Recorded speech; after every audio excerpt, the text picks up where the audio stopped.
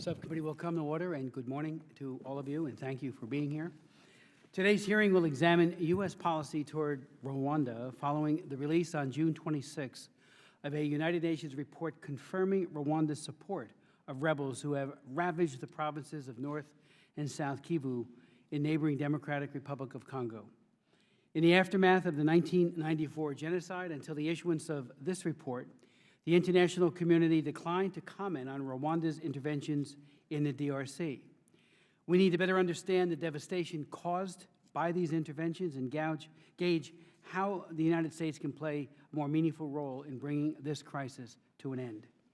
Unfortunately, our previously scheduled administration witnesses, Assistant Secretary of State for African Affairs Johnny Carson and USAID Assistant Administrator for the Bureau of Africa Earl Gast, are unable to testify this morning due to events in the world involving heightened security for U.S. embassies and aid missions. This would have been an opportunity to present a full statement of the administration position on what has happened in the DRC and what needs to be done to more effectively address the root causes of the ongoing conflict there. We do expect that they will be available soon to speak, and they have an open invitation to come before our subcommittee to do just that. Meanwhile, we have a distinguished private panel that will be more than able to shed light on the crisis in the DRC, as well as Rwanda's involvement in the ongoing rebellion in eastern DRC. The crisis in the DRC is both tragic and complex, and the ethnic cleavages have developed over more than a century, although they have been heightened in recent decades. The first significant recorded influx into the DRC of Rwandan Tutsis and Hutus dates back to the 1880s. Other ethnic groups in DRC, also then it was known as Zaire, began to fear the influence of the Rwandans, especially in the east. The Hutu-Tutsi conflict in Rwanda led to the 1994 genocide there, but the Hutu-Tutsi animosity also spilled over into the DRC. Hutu militiamen who fled Rwanda after the genocide have repeatedly attacked Rwanda, and fighting involving Tutsis and Hutus inside the DRC have terrorized the inhabitants of the eastern part of the country. As one of our witnesses today, Congolese Bishop Ntambu Ntanda will tell us, some 6 million people have lost their lives in the DRC as a result of the recurring conflict. Far from resolving ethnic disputes, the interventions by Rwanda in the DRC have exacerbated tensions among the ethnic groups who live there. In the wake of activity by Rwandan troops or militias that they create or support, Tutsi and Hutu people living in the DRC have become targets as a result. Rwanda has been engaged in armed intervention in the DRC for at least 17 years. If this is the most successful method to halt cross-border attacks into Rwanda by Hutu rebels operating from DRC territory, why is there continued devastation in the region? Why do Tutsis and Hutus living in the DRC seem more hated today than they have been previously? During the summer of 2008, the National Congress for the Defense of the People, or the CNDP, a Congolese rebel group, reportedly was backed secretly by Rwanda. It was initially led by Tutsi General Laurent Nkunda, I should say, and an indicted war criminal. As soon as a March 23, 2009 agreement between the DRC and Rwanda led to the arrest of Nkunda, but replaced him with Bosco Ntaganda, even then a suspected war criminal, for whom the International Criminal Court, or the ICC, had issued an arrest warrant in 2006.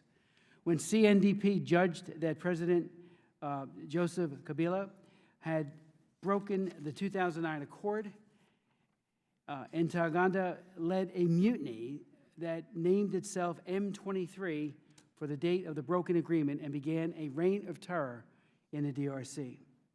In June of this year, a United Nations group of experts report confirmed that Rwandan Defense Minister James Kabarebe and other top Rwandan military officers played a central role in organizing, funding, and arming the mutineers in eastern DRC.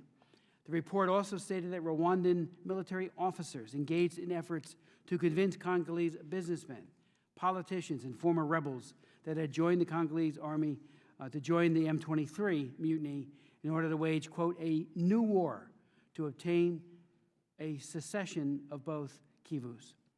The further report charged that Rwanda was protecting Ntaganda from arrest. Meanwhile, Nkunda remains in Rwanda, immune from prosecution for his crimes.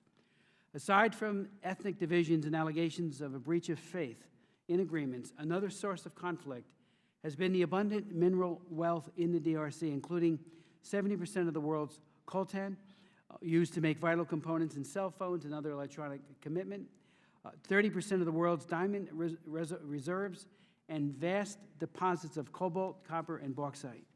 The UN report stated that rebels in the East export precious minerals for profit to fund their continuing mayhem, and that the Rwandan officials were also benefiting from DRC's mineral wealth. I would note parenthetically that I have visited this area. I was shocked and dismayed by the abuse, especially of women, in this area where sexual violence is an everyday occurrence. And in visits to Goma, in visits to meetings with the UN deployment of peacekeepers, became very clear that the people in the villages continue to be at extreme risk of violence, and that has got to stop, and we need to do more. Again, as the bishop pointed out, 6 million people. That is numbing, and we need to do more. I'd like to yield to my good friend and colleague, Ms. Bass, for any comments you might have. Mr. Chairman, thank you for holding today's hearing.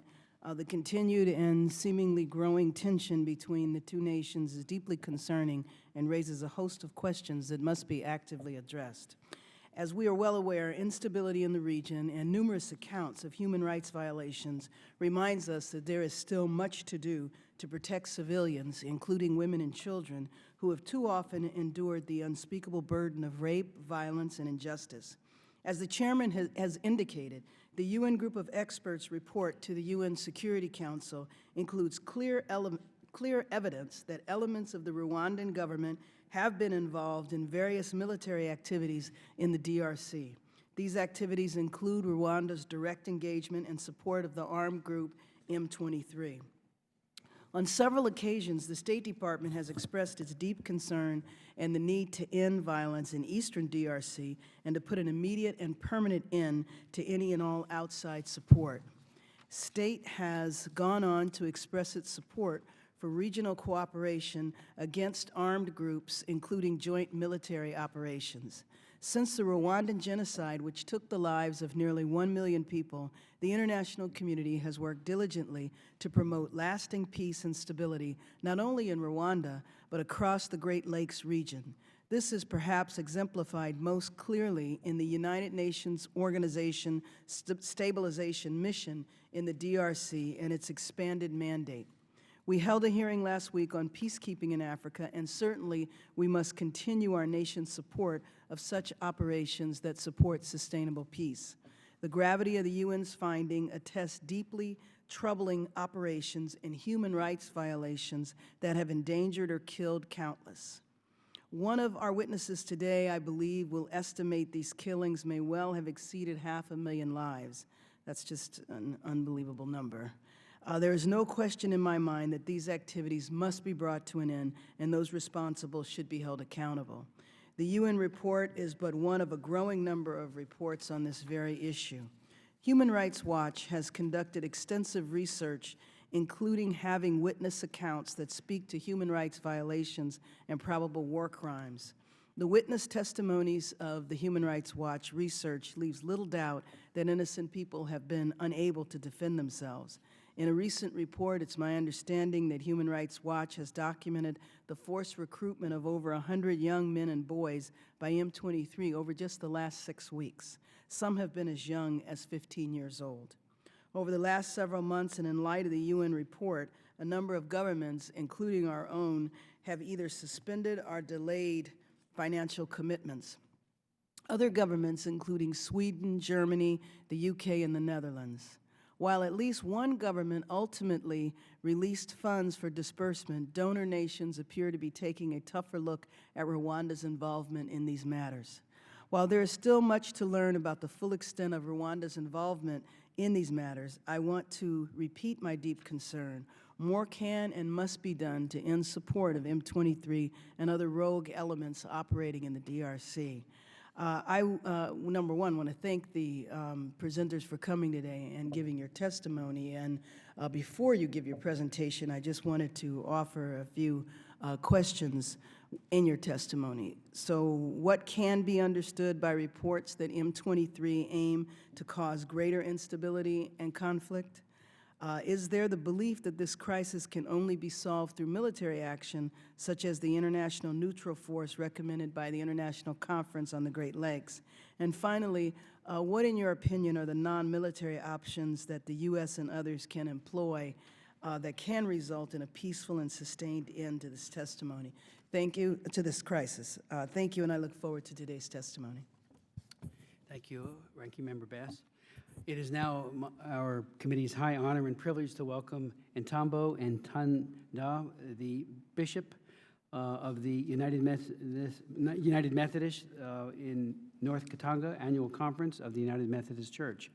As a leader in the church in the Democratic Republic of Congo, he has led the community in responding to the needs of some 30,000 displaced people during Africa's World War in 1998 to 2001.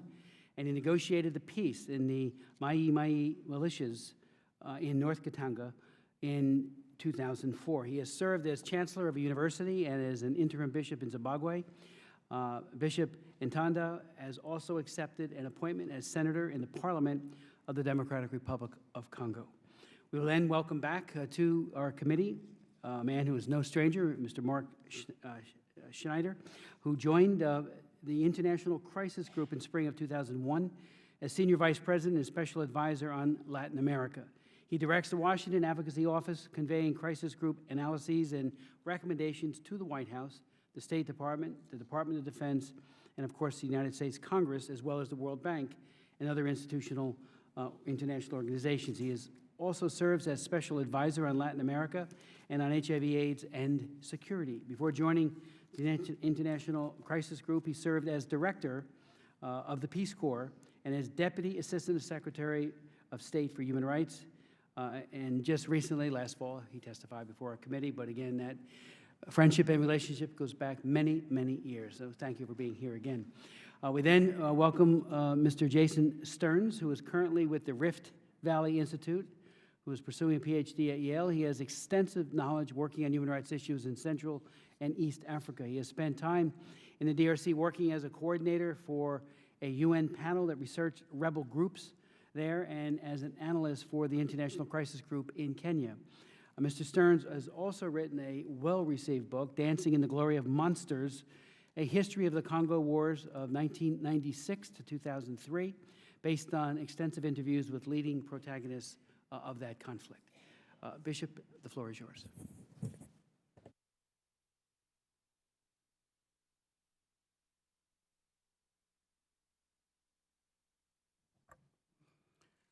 Thank you, Mr. Chair and member of the subcommittee. For the first time, we Congolese will feel be accepted by Americans. Why did we come? We came to seek for your assistance because we know who you are. You have power, you have strong word, and you have all the means to stop the war in Congo. Rwanda is attacking Congo and still attacking Congo. More than 6 million have been killed and still being killed. We came to seek justice because everybody is looking, has a lot of guilty to feel guilty about the 800,000 who have been killed in 1994. But no compassion to Congolese at all. 6 million. No one is paying attention, even having compassion to us. We have come to let you know that we are not against Rwanda. We have no mean at all to hurt, to harm. We have no mean to try to do revenge to Rwandese or to spread hatred between Rwandese and Congolese. But the point we are bringing to you is that Rwanda is killing our people. We want you to make peace, knowing that peace in Congo will be the peace in Rwanda. Yes, America, you have been so blessed to become also a blessing to us as to many nations. Can you stop this war that we can have peace? Can you imagine your own wife having sexual relationship before a person you don't know? No. Can you imagine your children, boys and girls, asked to make sexual relationship in your front? Can you imagine taking knives and so on, putting in the body of a woman or to cut her? Yes, this is enough. Congo has come to cry. We are facing 911 every day going on. Many cries, many tears, many deaths, many destructions. This is enough. America, you have the power. America, we know. You have a strong voice. And America, we accept. You have all the means to stop that war. Let the justice prevail. God bless you. Thank you very much, Bishop, for that very, very impassioned appeal to the United States and other countries to step in. Thank you so much, Mr. Schneider. Thank you, Mr. Chairman. And I want to thank you and the ranking minority member, Representative Bass, and members of the committee for continuing to focus attention on the cross-border conflict that once again is destroying lives and devastating communities in the Eastern Congo. The International Crisis Group has been reporting on the situation on the ground in the Congo and the Great Lakes for more than a decade. And I'm pleased to share the panel with Jason Stearns, who led our research for many of those years in the DRC. And obviously I'm honored to share the panel with Bishop Ntambo and his eloquent and emotional expression of concern for his people. The Crisis Group is working on a new report that will call for a series of steps that to some degree attempt to respond to Representative Bass's questions. The steps that should be taken at the September 27th summit meeting next week that's been convened by the UN Secretary General, and at the planned October 8th International Conference on Great Lakes Region to bring an immediate end to the violence, to prevent the M23 and other illegal militias from consolidating their territorial control based on their lawlessness and atrocities that began in April, and to sanction Rwanda for its support of the M23 violence. And let's be clear, that violence is essentially motivated by greed and power. It's already produced, since April, nearly 500,000 displaced persons and refugees from the Eastern Congo provinces. The United Nations High Commission for Refugees only a few days ago put out a special appeal for $40 million to try and provide assistance to those displaced persons and refugees. One of the first responses that could be made is to bring together a group to provide relief through the UNHCR to those individuals, humanitarian relief. And I would hope that the administration would take a lead and that the committee could press the administration to take a lead in providing that kind of assistance. Tragically, the M23 militia has been armed, advised, supplied, and supported by elements of the government of Rwanda and Rwandan Defense Forces. According to UN experts, NGOs, diplomats, and including, as the committee has noted, the representatives of the U.S. government who have made that same appeal. The support must end once and for all. We believe the following steps should be taken. An immediate ceasefire to be monitored by MONUSCO, by the United Nations Stabilization Mission in the Congo. A full end to foreign support to armed groups, particularly an end to Rwandan support of M23. And as you've noted, there have been some sanctions on assistance, but if necessary, expanding those sanctions. And that would include by adding names to the UN sanctions list of any individuals and entities responsible for supporting the M23, including Rwandan officials if they're found to be supporting the M23. Third, the arrest of Bosco Ntaganda and his transfer to the International Criminal Court. Fourth, a request to the ICC to investigate the M23 and other armed groups, especially regarding war crimes violations, child soldiers recruitment, what you've heard, rapes, and other violations. The full disarmament, demobilization of M23. And something that has been called for several years ago, that is a joint mechanism for border verification to end the incursions across the border, and an assessment of what has been done and what has not been done by both sides in terms of implementing the March 23, 2009 agreement. Mr. Chairman, if it sounds to you like deja vu, you're unfortunately correct. The only difference from what has gone on in the recent past is that the United States and other governments and the UN have finally gone public in telling the Rwandan government that it must end its support for militias in the Congo. If we had a time machine, we could go back to 2008, when the CNDP led a rebellion against the government in North Kivu, defeated the Congolese army, and made a mockery of a force of peacekeepers with the support of Rwanda. During that Goma crisis, Laurent Nkunda was running the CNDP. But in fact, we don't need a time machine because it's happening again. And many of the same characteristics have existed this time around. What sparked the events since April appear to be that in March, President Kabila ordered the arrest of General Bosco Ntaganda, who would replace Nkunda as head of the CNDP. Ntaganda had been integrated into the Congolese armed forces, despite his being indicted for war crimes by the ICC.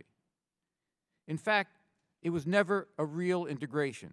It was a fraudulent integration, because Ntaganda kept both command and control of the CNDP as a full unit within the FARDC, and CNDP kept control of illicit mineral exploitation. Once the word leaked that Kabila wanted him arrested, Ntaganda defected from the army and took to the bush with several hundred soldiers. He then joined another renegade CNDP army officer, and the group took the name M23 in reference to the March 23, 2009 agreement, as you've noted. However, it wasn't the lack of respect for the March 23 agreement. It was the threat of arrest of Ntaganda, as well as their desire to maintain control over illicit economic operations in the Eastern Congo, defending the business interests and networks established by the CNDP and perpetuated even after they'd integrated into the Congolese armed forces. The failure to dismantle the CNDP command structure when the troops were incorporated into the FARDC allowed them to fester and allowed them to continue illicit control over local resources.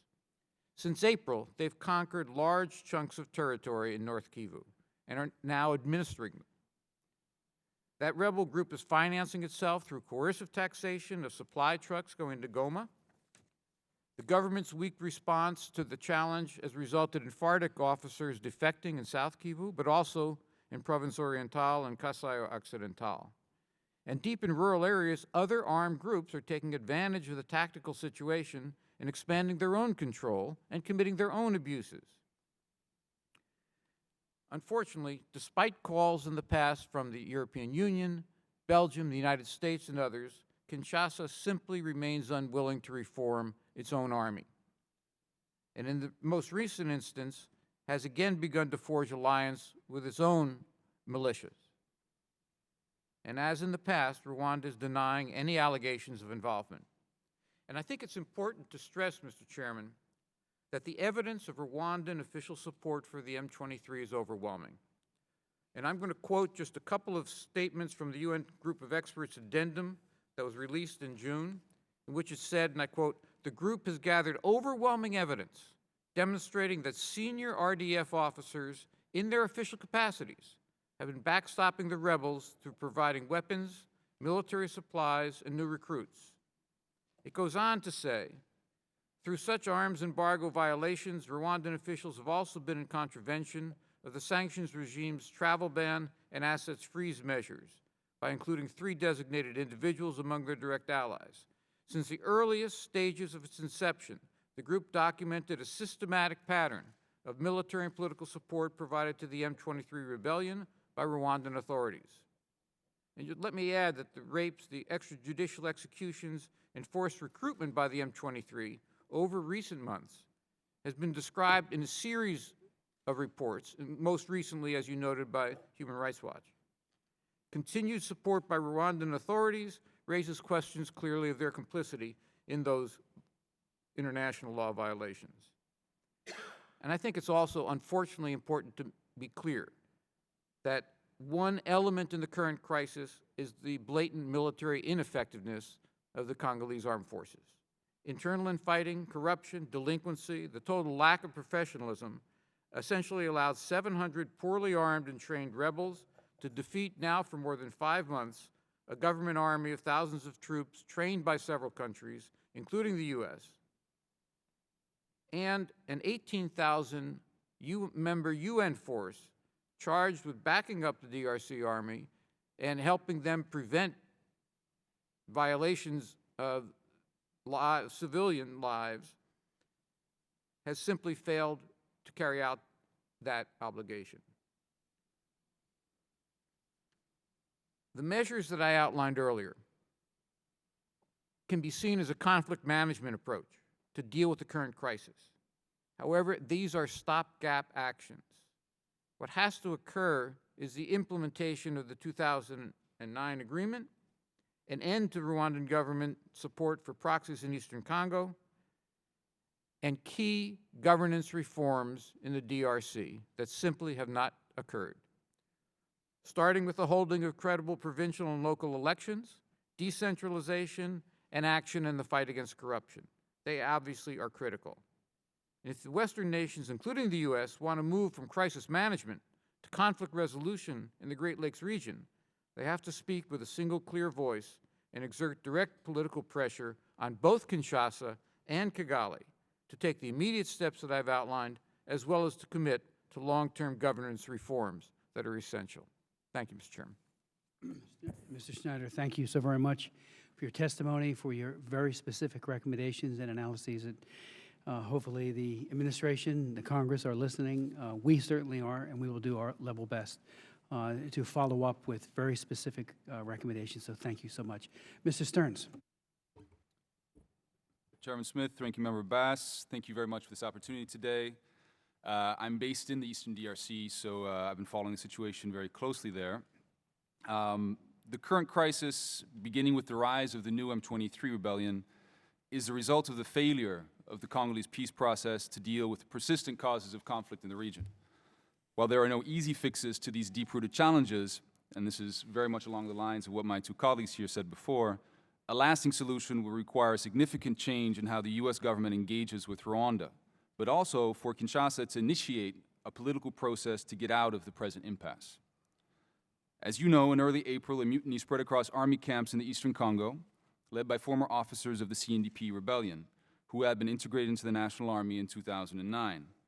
This mutiny draws on three main sources of instability. Its officers claimed, first of all, that they suffered from ethnic discrimination, that the Tutsi community, from which most of them come, was the victim of persecution. Now, there is no doubting the prevalence and, unfortunately, the vitriol of anti-Tutsi sentiment in parts of the Congo. However, this legitimate grievance has also been manipulated.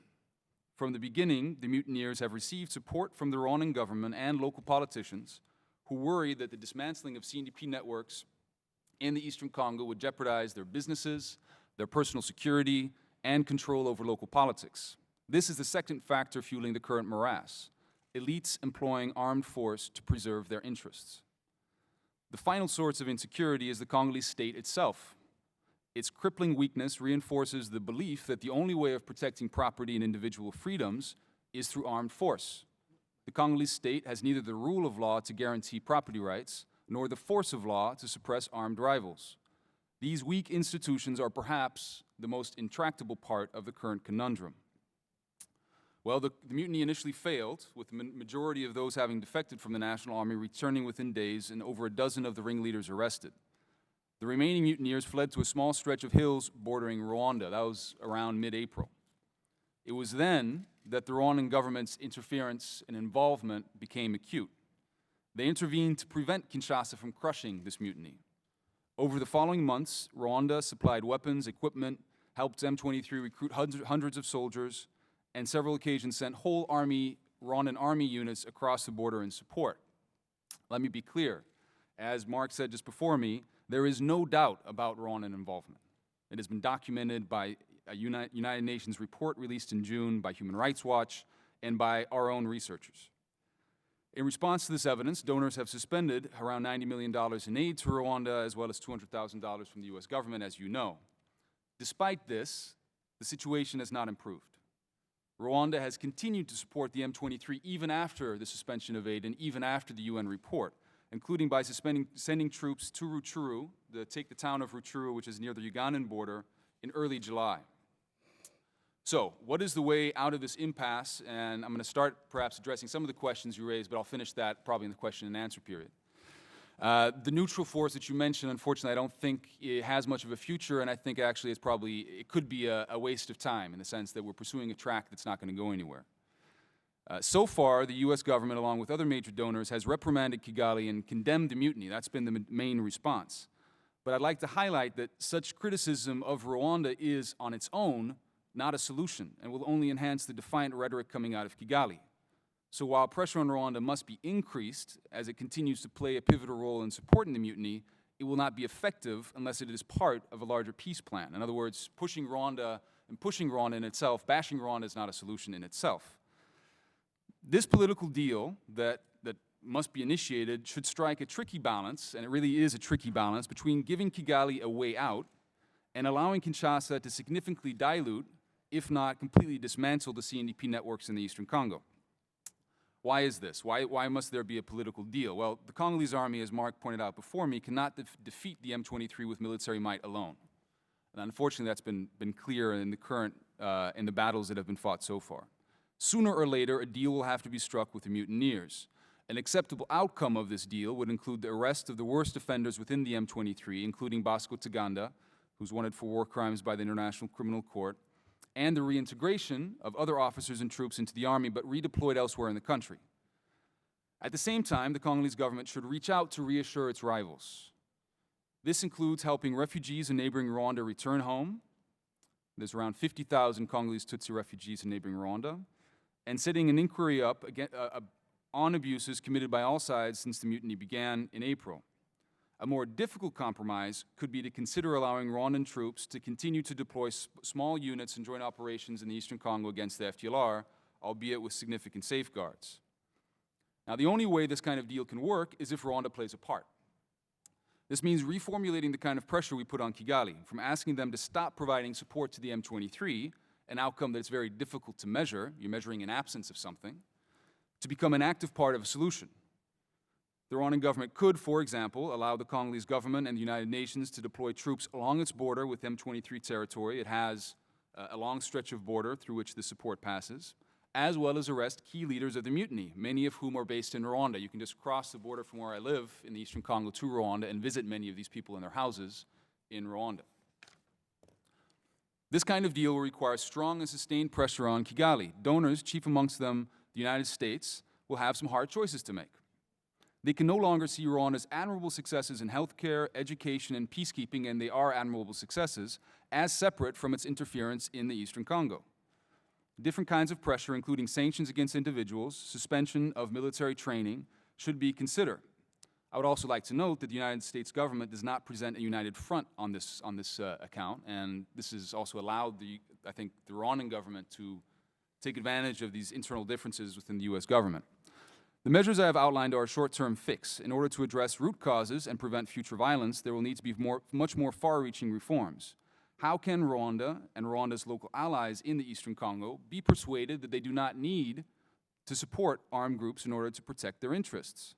How can the Congolese state overcome inertia and vested interest to reform its decrepit state apparatus? These are the most fundamental questions policymakers need to address for the long term. These are not solutions, however, that should be imposed by outsiders like us. An African option would be, for example, a high-level expert panel like the Mbeki panel on Sudan, with an African Union mandate to pursue both short and long-term solutions. This is part of the political process that I mentioned before that needs to be revived. This could revive the international community's political engagement with the conflict, which has lacked coherence and focus since the end of the transition in 2006. To conclude, the situation in the Eastern Congo is indeed bleak, but this latest crisis is also an opportunity to change the way the outside world engages with this region and to address some of the structural problems that have caused these crises to recur with tragic regularity. As a matter of moral consistency, the United States government cannot continue to help fund the Rwandan national budget on the one hand, and at the same time continue to spend hundreds of millions of dollars to stabilize the Eastern Congo.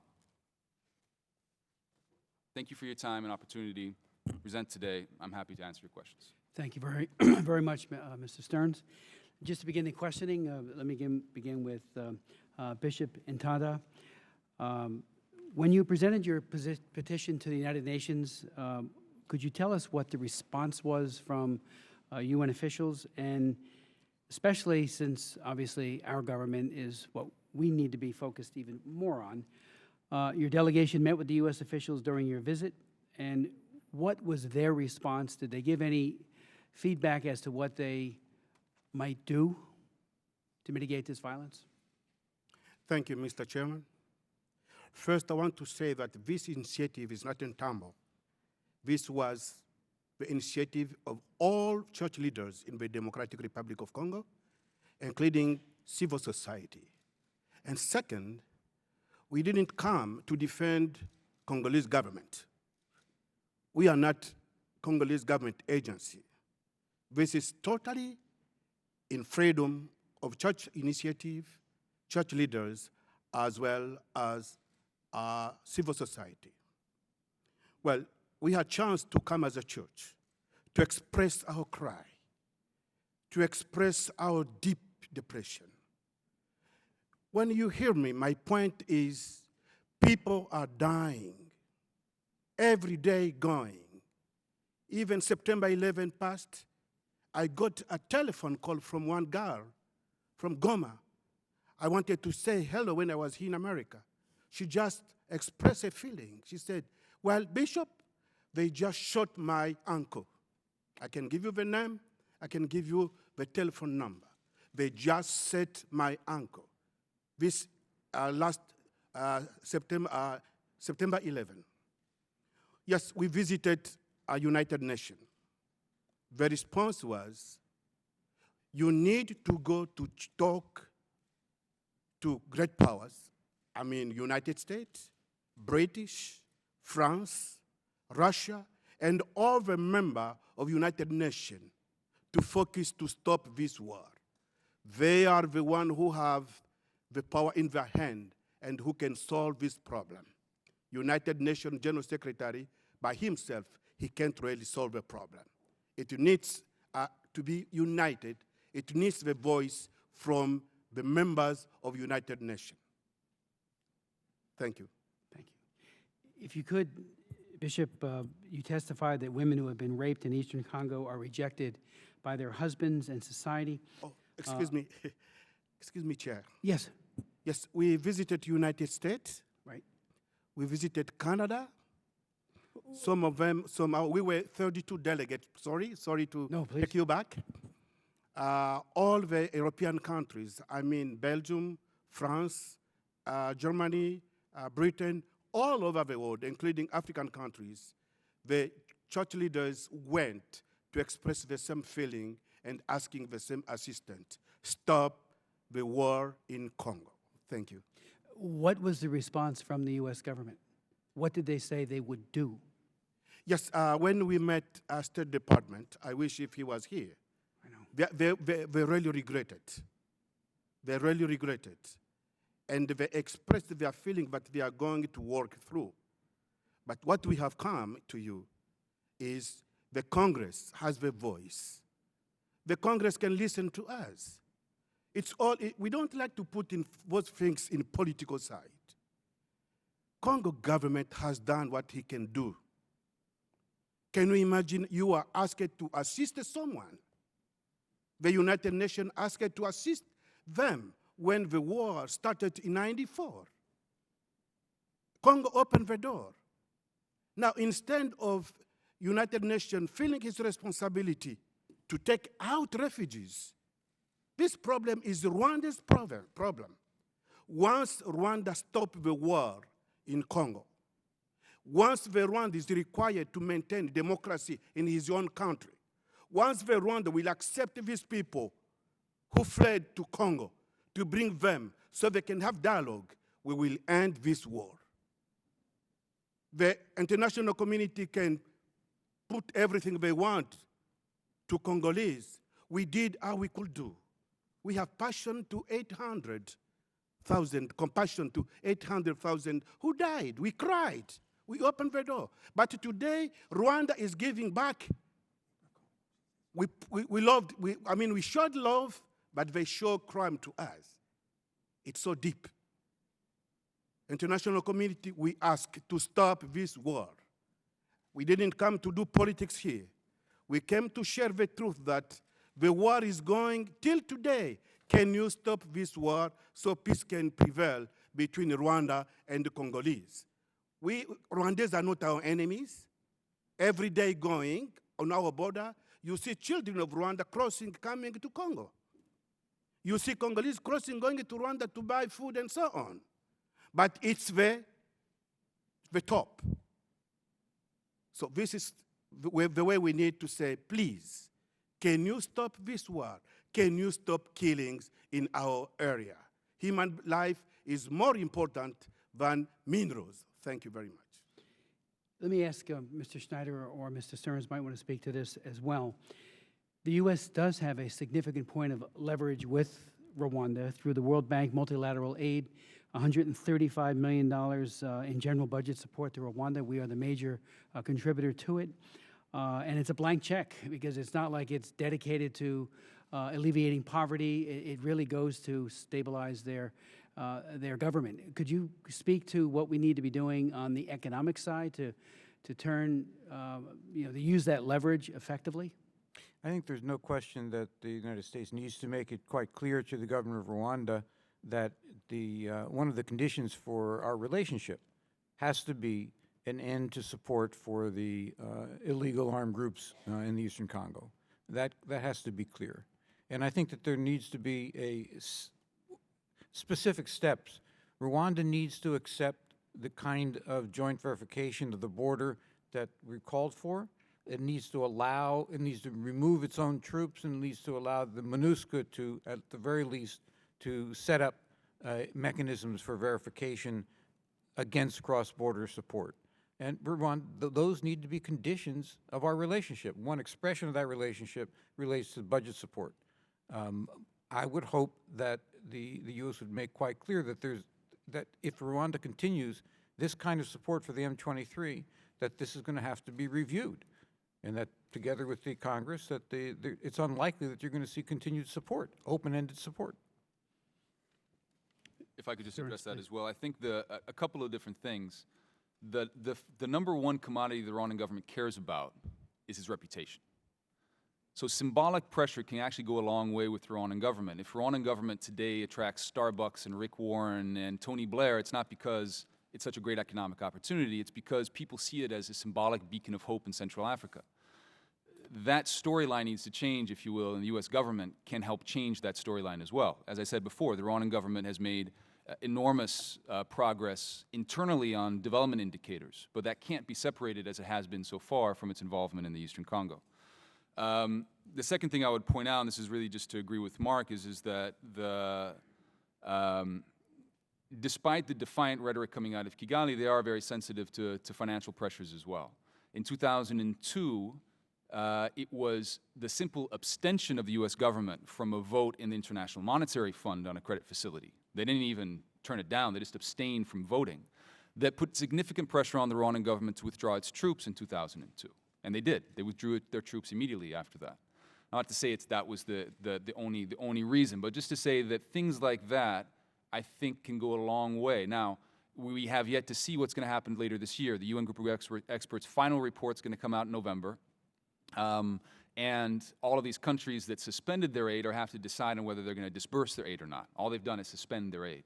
But I do think that raising those issues at the level of the World Bank is going to be important, especially because the U.S. government itself provides no budgetary aid to the Rwandan government. It just works through programs. And we don't want to cut HIV/AIDS funding through PEPFAR and other things.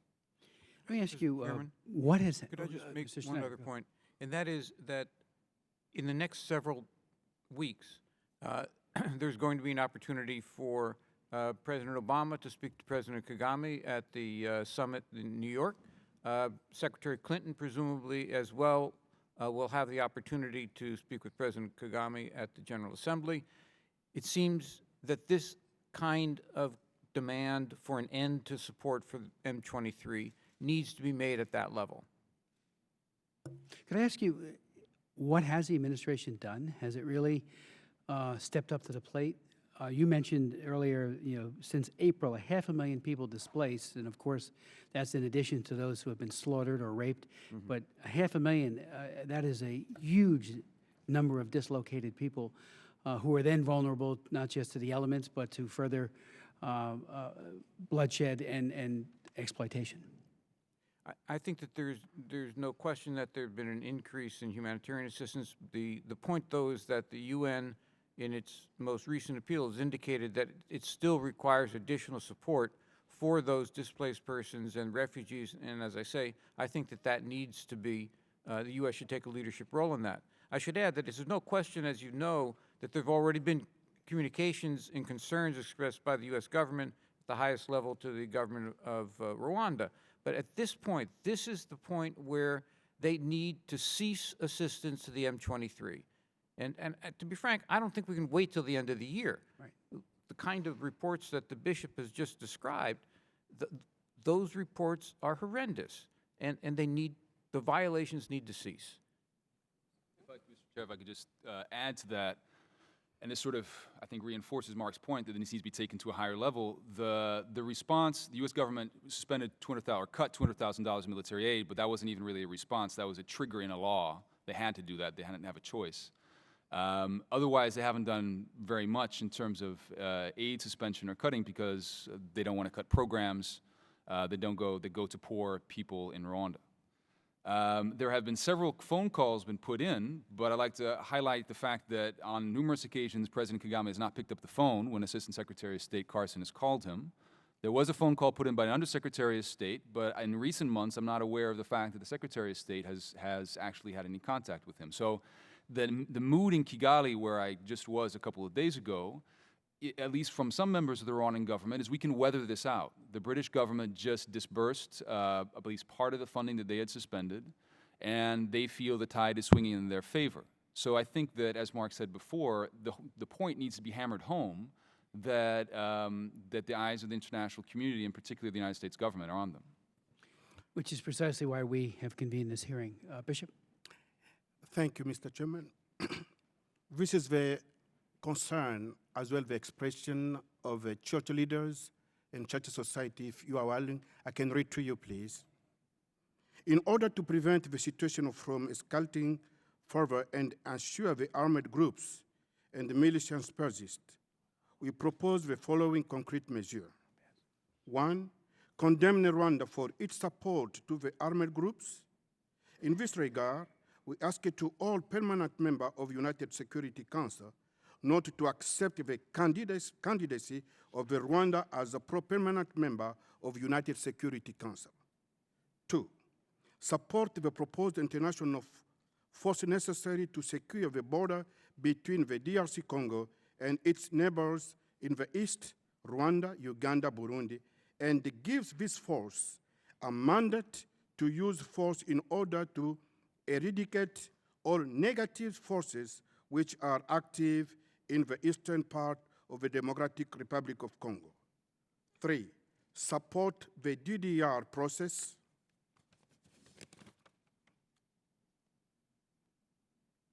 4, engage in ECC in the prosecution of the Rwandese leadership because of its insurgery in the Democratic Republic of Congo. And finally, support the process of reforming the DRC security sector by building a strong military and police. Thank you. Thank you. Let me just ask a couple of final questions and just point that Ms. Bass had to leave for a family emergency, so she wanted me to convey to you that she is absolutely interested in what we're doing here. It's a matter of she had to run home. So I just want you to know that. The UN group of experts identified several individuals in the Rwandan government as being directly involved in ADM 23, most notably the Rwandan Minister of Defense. What is being done to sanction, to hold them to account individually, not just collectively as a group, but individually for breaching those sanctions? I mean, I think that what has to happen is that information from the UN group of experts has to be brought to the Sanctions Committee, and actually the report will go to the Security Council, and then they have to make a judgment. So that'll be in November? Yes. Okay. Just to add on that point, because the UN group of experts, I think, is the key sort of fulcrum, if you will, of pressure on Rwanda at the moment. In response to the addendum that came out in June, the Rwandan government has launched a full-scale campaign of undermining the credibility of the group of experts, including calling the coordinator of the group of experts a genocide ideologue. It's a smear campaign, and I don't think anybody has really bought into this a whole lot, but it will be, there are some signs that members of the Security Council will try to undermine the group of experts because of this. The group of experts is a key tool, not only for Rwanda, but around the world. These groups of experts are a vital tool for diplomacy. So I would just also highlight the importance of the final report of the group of experts who have done a very rigorous job in the region in terms of documenting these abuses. Mr. Stearns, you mentioned, at least if I heard it correctly, that you didn't think the neutral group had much of an expectation that it could do something. I would note that only Tanzania has pledged troops. Could you maybe elaborate on that, why you think that's a non-starter? I think two main issues, staffing and funding, but also the mandate. It's a neutral force, so by definition, you have to have countries that are not involved in the conflict, and they have to be African countries. So already that reduces the number of countries that can contribute. I'd like to note that the UN peacekeeping mission has always had a terrible time getting troops to participate in much less risky operations than this one. The mandate, at least according to the ICGLR, the regional grouping, would have to be offensive military operations against the M23 and the FDLR in extremely difficult terrain. So who would staff this? You pointed out only Tanzania has come forward. Who would fund this? Donors are already funding a 1.4 billion annual budget for the UN peacekeeping mission. According to the donors at least I spoke to, including the US government, there's no real will to fund another military mission that would cost hundreds of millions of dollars a year, there's no doubt.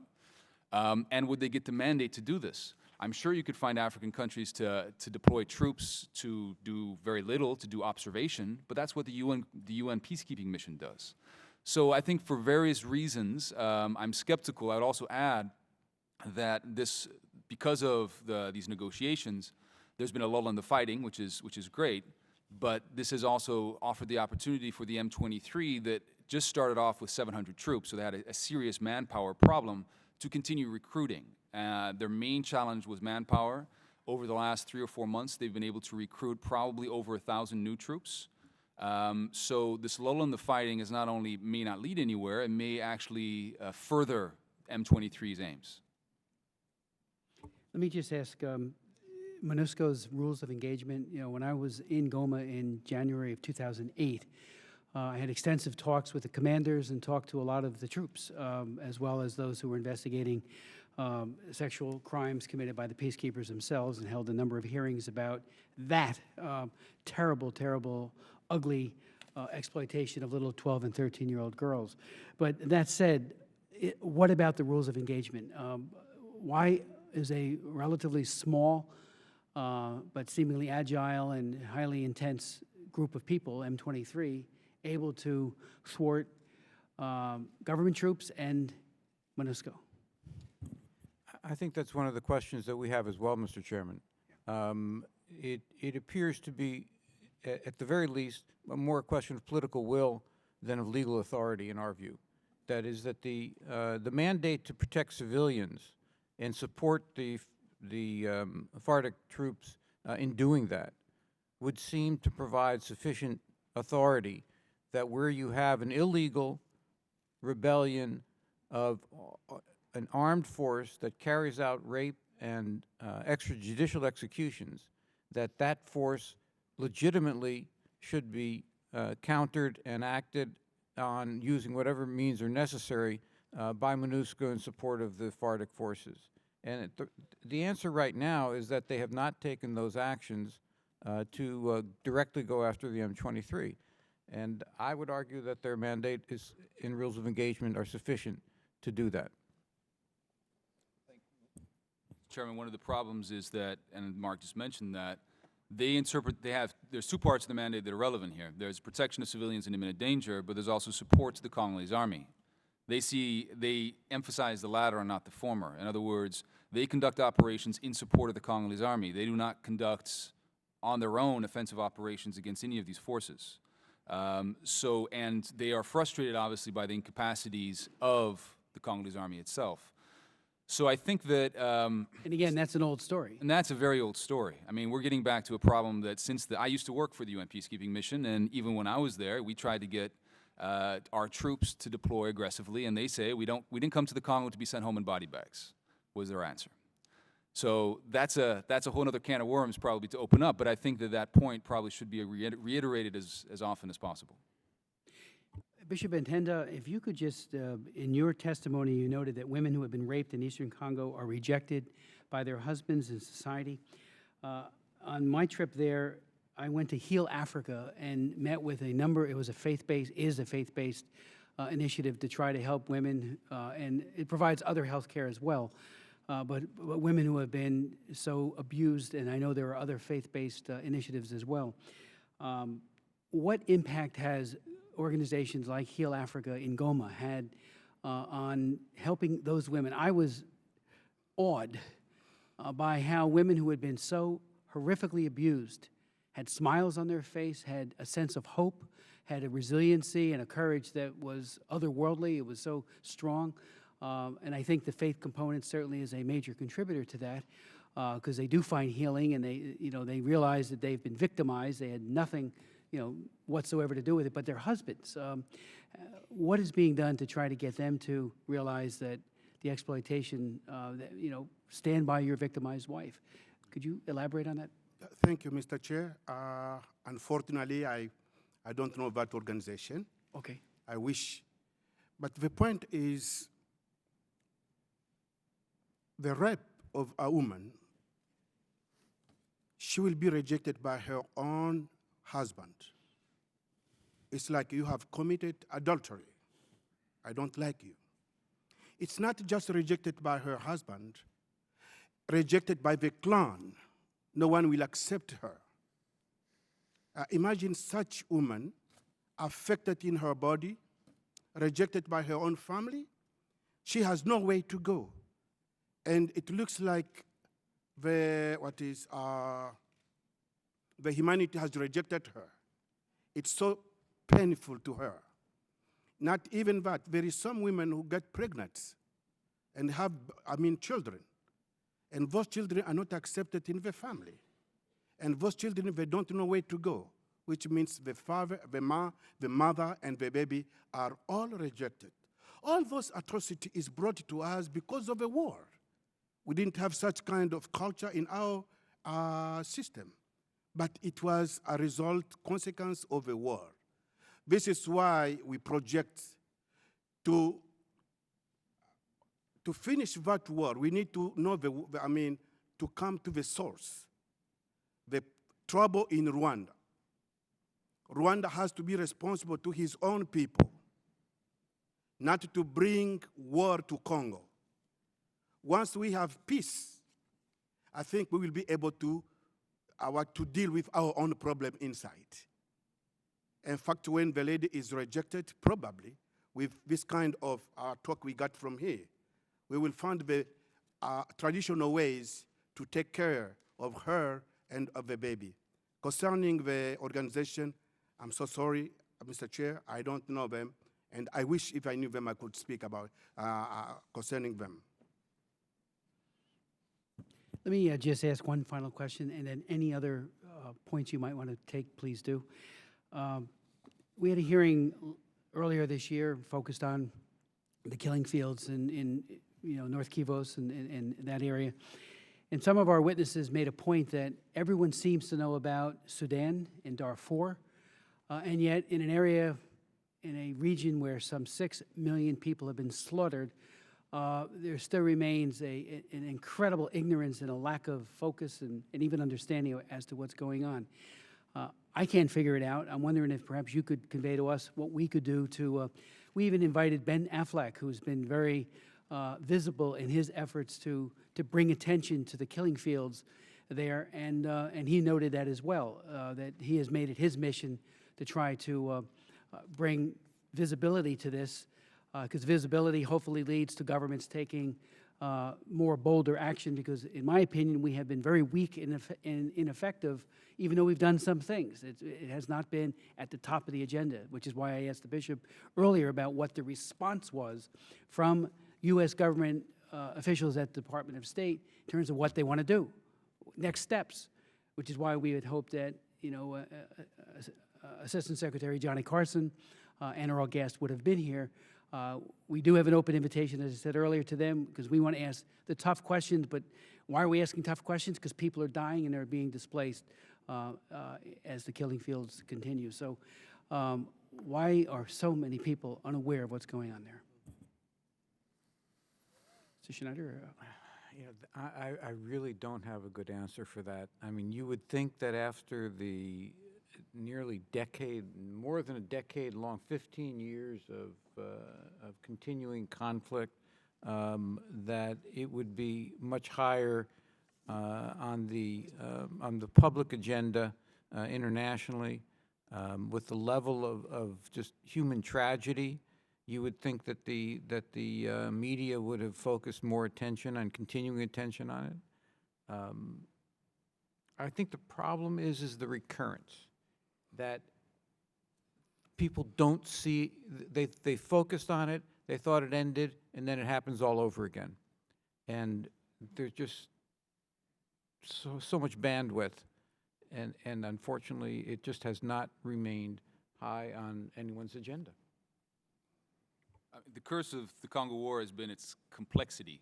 You know, if you can't understand something or soundbite it or fit it into some easily encapsulated interest, you could say, it's difficult to make people care about it. And what is the Congo War about?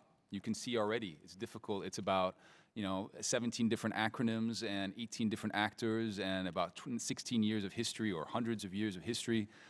So because of the difficulty to encapsulate the war, it makes it much more difficult to care about. I think that's a key problem. That doesn't make it an excuse or a pretext not to do something, but I think that's a key challenge for all of us, for journalists, for politicians, for advocates, everything.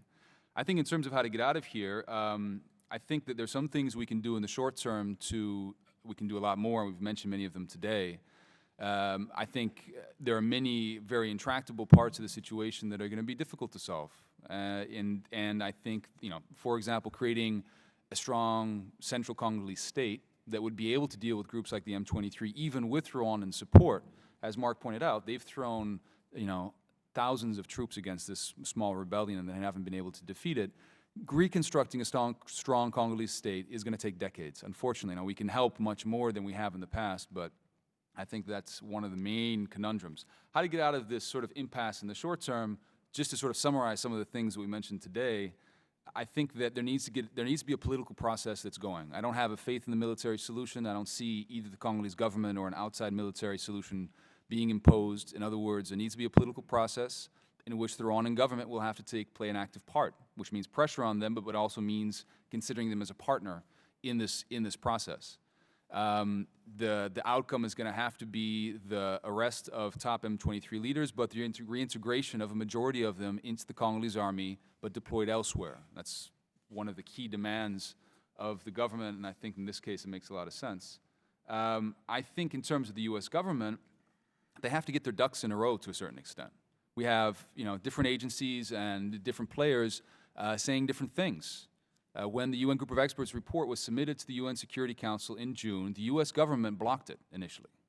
And not because the U.S. government's policy was to block the report, but because individuals within the U.S. government did not think it was productive in the long term. and this is a result of disagreements within the U.S. government. So I fully encourage your initiatives to ask tough questions to the U.S. government, because I think that the higher this goes up in terms of the priorities, the fewer the disagreements will be. In part, it's because it's such a low priority that disagreements like this are able to break out. And I think that finally, as I said before, the U.S. government needs to take a tough look at its financial and political engagement in the region. As I said before, we can't minimize the progress that Rwanda has made since the genocide. It's made fantastic progress. It's it carried out amazing innovations in health and education. But then to sort of hermetically separate that from what's going on in the Eastern Congo doesn't make a lot of sense. And that's been a problem that we faced over the last 15 or 16 years, to make people understand that here in Washington. So I think, just to summarize, that's not a panacea for what's going on, but there's definitely some ideas there for what can be done here in Washington. Could I, Mr. Chairman? You mentioned that what is being done in terms of trying to provide some assistance to the women. And I think that USAID is providing assistance to a variety of programs that you've seen. I was on a panel with Dr. Mukwege and the Panzi Hospital, and providing support there. But much more needs to be done. But the critical thing is ending the rapes going forward. And that means dealing with this problem of illegal armed groups and FARDC not under sufficient control in the Eastern Congo. And with respect to that, I think that you do have to ask yourself whether this can be done solely by looking at how do we stop the current violence. What we need to be asking is, how do we get to a point where the DRC government is more effective, more stable? And it seems to me there we have to go back to the question of post-electoral dynamics, and we have to ask the question of what are we doing as a government, international community, in trying to ensure that the flaws that occurred in the previous election don't continue, and that the next round of provincial and local elections are much more credible. We have to go back to the question of security sector reform and the rule of law. And we have to look at what is being done and ask ourselves what more can be done in the future. And finally, with respect to MONUSCO, we called for an internal audit of MONUSCO's role in the past, and we think that that should be done now with respect to MONUSCO's response to the M23 mutiny, if you will, and then to ask what it should be doing with respect to the dual mandate of protection of civilians and support for the Congolese armed forces. And finally, I agree with Jason with respect to the internal advances on the development side in Rwanda. But let's not forget there are also limitations with respect to democratic reforms inside Rwanda as well, along with the cross-border activities that need to cease. We need governance reforms on both sides of the border, and we need an end to illegal actions that promote violence across the border as well. Thank you. Mr. Stearns, you mentioned a moment ago about the initial blocking of the UN report by the U.S. What grade would you give the Obama administration in terms of handling the M23 crisis? I mean it, because, going forward, we're all hopeful, we all want things to change, but we really have to be honest and very tough as to whether or not we have done enough. What grade? It's a great. I would give them A for apathy. Okay. It's and not sort of connote any sort of degree of excellence by A. The key problem the U.S. government has had is apathy. It's not that they've done the wrong things; it's that they haven't done anything at all. As I said before, there will always be internal disagreements within the U.S. government with regards to different issues. But it's because it's at such a low level of priority that you shouldn't have the U.S. delegation to the Security Council saying one thing and then State Department saying something else, which is what happened when the support report was submitted to the UN Security Council. So I think that I don't think that, speaking to people at State Department, they have good ideas, they're smart people, they're engaged, but it's not a high level enough priority to deal with. So the response has largely been spend a lot of money on it, but don't allocate the necessary political will. We spend a lot of money on the region. And I think actually that money is compromised by the fact that we don't engage politically enough. And so you have this paradox with the fact that A country like Rwanda is 50% of its budget almost is financed by foreign aid. In the Congo, it's exactly the same thing. And yet, when you go to Kigali or Kinshasa, you hear diplomats, they're wringing their hands and saying, but we don't have any leverage. So how do you don't have any leverage, even though you're financing them to the tune of 50% of their budget? It's because it's not a political priority for anybody. In most of these countries, policy is set to a certain extent, to a large extent, by the ambassadors themselves, because it just doesn't rise high enough on the flagpole here in Washington. So, you know, I would say the Obama administration has not been engaged enough. Rather than doing the wrong things, it just hasn't done very much at all. Mr. Schneider. Thank you, Mr. Chair. Oh. I was really wondering, and thank you for the question, why it took so long to solve this problem of 6 million. This is why we came to you as someone from emergency. Why so long? The people who were able to take steps, they didn't. I think Congress has to take steps now. This is your time. May I ask, this is Congress, your time. We can go around to politics. We can condemn the government and so on, but people are dying. This is our concern. And Congress, in your hand, you have the salvation of all Congolese people. You are the one who will build a strong wall between Rwanda and the Congo, a wall of peace, a wall of love, a wall of justice. We beg to you, you can do something. Thank you very much. And at the end, we will never allow to lose even 1 inch of our country. We will, in other words, we will never accept balkanization of our country. We remain united as United States has been united after September 11. You were as one nation to fight the enemy. And we will remain as one nation to fight, but we can bring peace, we can bring love, we can bring justice between the two nations. God bless. Thank you. If I could, the one thing I don't want to have a misapprehension. There's no question that there have been high-level interagency focus by this administration on the DRC and on the Great Lakes region. They had a previous special envoy who you knew quite well, late Harold Wolpe. They have a current one. The problem, it seems to me, is that with respect to this particular instance, it seems to me that it has not is not drawn enough of a continuing high-level engagement that so that the answer to your question is incomplete. And that's really what we need to see now is a more activity directly at the highest levels in order to make it clear that that there has to be an end to cross-border support for the M23, and the M23 simply has got to be dismantled through a political process or a military process. And probably it'll require both. At least the threat of a military element is going to be necessary. For a question, our African specialist on the subcommittee, Greg Simpkins, who was actually in the region as far back as 1998, and yield to Greg. Thank you, Mr. Chairman. Back then in '98, right before the war started, I was quite clear that the problem of cross-border raids into Rwanda was very serious. And this is the reason that the Rwandans give for intervening, although we have issues with the way they've done it. A lot of suggestions have been made for how we deal with this. Is there any strategy that you've seen that you think will work to finally put an end to these cross-border raids so that there's no reason for the Rwandans to intervene?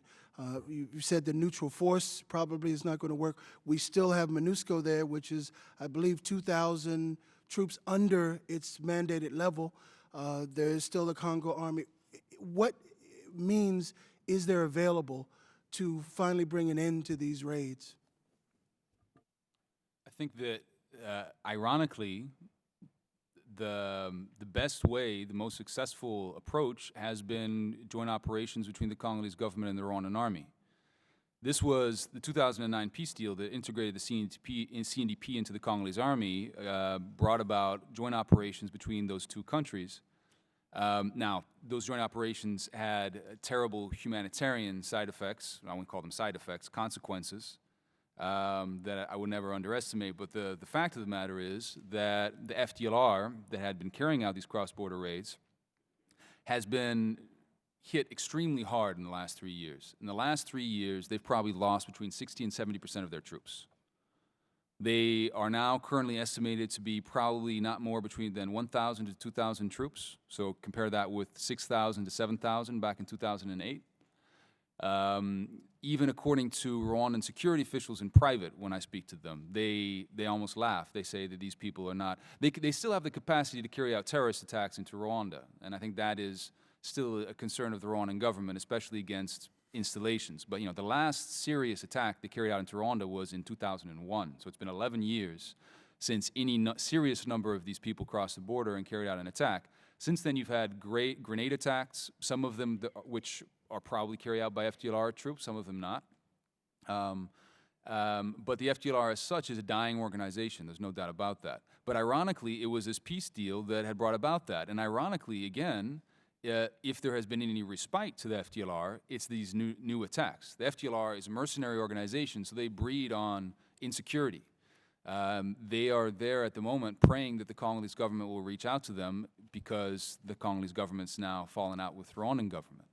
So I think that in terms of how to go forward in the future, I think that, as I said before, you know, if the Rwandan government really is motivated, and I don't think it's solely motivated by the FDLR, but that's certainly a consideration, then the Congolese government can consider, should consider to allow the Rwandan government to continue joint operations against the FDLR in its territory.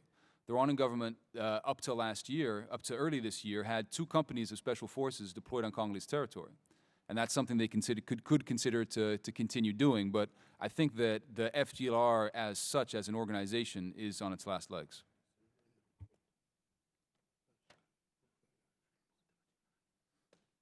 I mean, I think that if you need to have, in a sense, a renewal of the previous political agreement, but it's going to require additional pressure on both Kigali and Kinshasa. And I think that an element of that has got to be finally an agreement for this cross-border verification against cross-border incursions, both ways. And that's where it seems to me as well that MONUSCO needs to play a stronger role than it has in the past.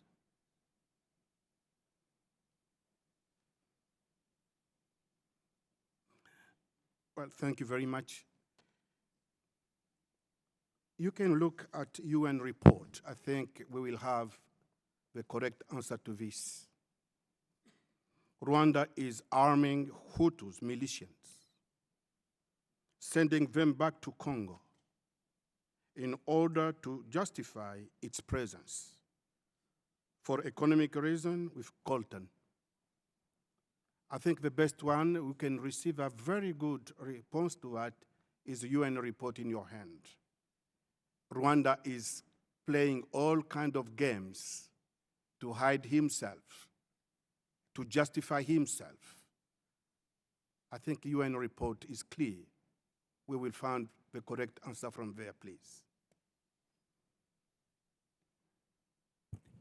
Thank you very much. I would say to our very distinguished witnesses, you have given us a clear blueprint. Hopefully, the administration is listening as well. We will follow up very aggressively, which is why we had the hearing in the first place, to really get your take. If you have any final words or any comments you'd like to convey to the committee before we adjourn. No, I want to thank you, Mr. Chairman, and I do think that it would be useful during these next several days, given the sessions that are taking place at the UN next week and 2 weeks after that in the region, to make clear your concerns. Thank you. We had spoken earlier, and your suggestion, Mark, of a letter, I think, is a good one in follow-up to this. So thank you for that. The hearing is adjourned, and thank you so much.